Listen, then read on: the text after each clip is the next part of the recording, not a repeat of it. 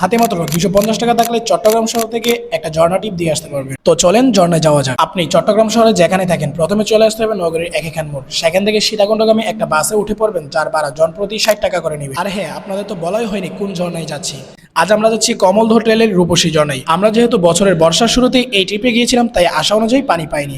আপনারা আরো পরে যাবেন, তখন অবশ্যই অসম্ভব সুন্দর দৃশ্য দেখতে পাবেন।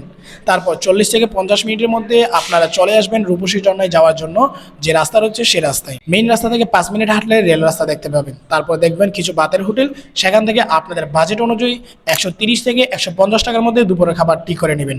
সাথে পাবেন ঝর্ণায় যাওয়ার জন্য প্রবেশ ফি, যার জনপ্রতি 20 টাকা করে নেবে। তারপর সেখান থেকে অল্প কিছুক্ষণ হাঁটলে ঝর্ণার জিরিপথ দেখতে পাবেন। জিরিপথ দিয়ে 10 মিনিট হাঁটলে কাঙ্ক্ষিত ঝর্ণা দেখতে পাবেন। সেম একইভাবে আবার আপনারা আপনাদের বাসার উদ্দেশ্যে চলে আসবেন। আপনারা কোথায় থেকে আসতে যাচ্ছেন কমেন্ট করে জানাবেন, আমি আপনাদের লোকেশন অনুযায়ী সম্পূর্ণ ডিটেলস দিয়ে দেবো ইনশাআল্লাহ। তো চলেন সম্পূর্ণ ট্রিপের খরচ কত টাকা জেনে আসি। একেখান মোড় থেকে বড় কমলদহ 60 টাকা, সেখান থেকে দুপুরের খাবার 140 টাকা, ঝর্ণায় প্রবেশ ফি 20 টাকা, খাবারের পানি 30 টাকা, তাহলে মোট হচ্ছে 250 টাকা। অসংখ্য ধন্যবাদ জানাচ্ছি আমাদের সম্পূর্ণ ভিডিওটি দেখার জন্য। আর পরবর্তী ভিডিও পাওয়ার জন্য আমাদের চ্যানেলটি সাবস্ক্রাইব এবং পেজটি লাইক ফলো দিয়ে সাথে থাকার জন্য অনুরোধ রইল।